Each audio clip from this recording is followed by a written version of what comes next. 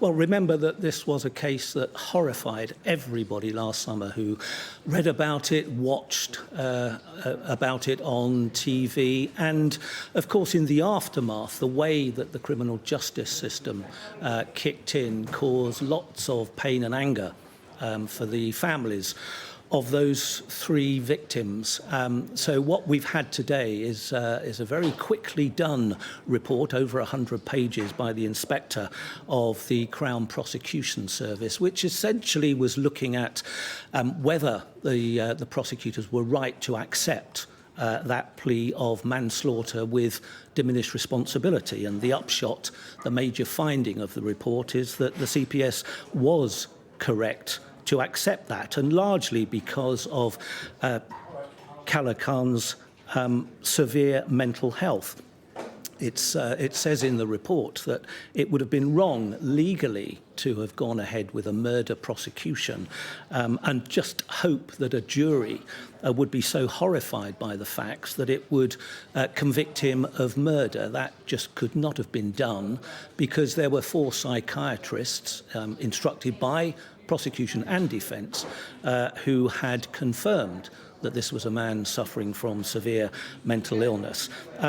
The other major finding of the Chief Inspector is that the CPS did largely meet its obligations to engage with the families when it was explaining how the criminal justice system was playing out. But, and there is a big but, the CPS could have done better in that engagement, and some examples of that. There was a late delivery of some letters from CPS lawyers to members of the families. The CPS could have done better to explain the legal principle of diminished responsibility. And the Chief Inspector says that he does accept that most people do find that a very difficult concept to get around. And it does, the perception is that diminished responsibility manslaughter does rather underplay the gravity of what happened, particularly in this case.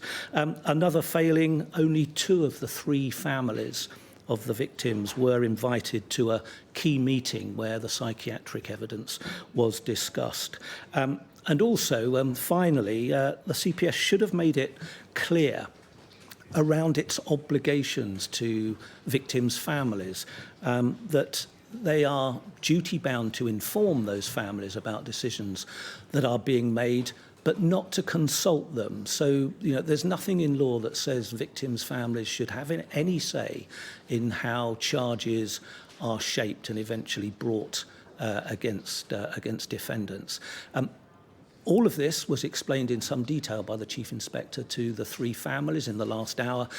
And in the last few minutes, we heard from Emma Webber, one of the family's representatives, the mother of one victim, Barnaby Webber. This is what she had to say. We're disappointed, but not entirely surprised.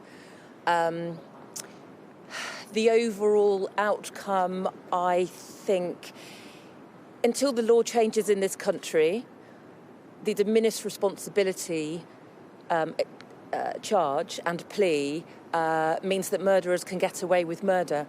There's a clear part in here that says in the 2006 Law Commission request or recommendation for the law to change and to bring in degrees of murder, so that there's murder in the first, second, third and manslaughter degree. It clearly says he would have been tried as a murderer, which he clearly is. We've never disputed Calocane's mental health problems, but what I would say is at the moment in this country, if you commit murder and you've got mental health issues, then it's very unlikely that you're actually going to be tried for murder. And it's abhorrent that it could be downgraded to manslaughter just because it's how the law is stated. And as a very eminent minister said to us not that long ago, just because it's a law, it doesn't mean it's right. And just because it's a law, it doesn't mean it doesn't have to change.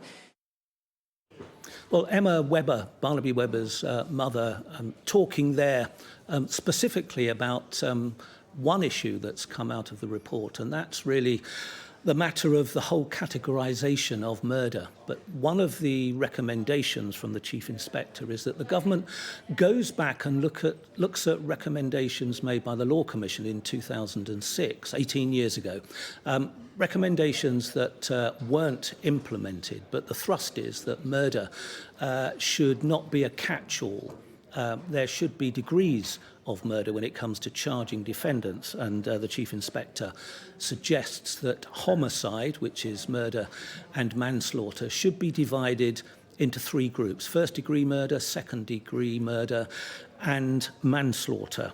A little bit, I suppose, like the American system, which would acknowledge that not all murders are the same. So comparing a very premeditated, planned murder with perhaps something that's committed, a murder that's committed in a moment of anger, a crime of passion, if you like. So that's one of the top recommendations from the Chief Inspector. He makes another two or three, whether in murder cases culpability should be reduced by calling it manslaughter by diminished responsibility, and whether there should be an automatic life sentence for all those convicted of murder.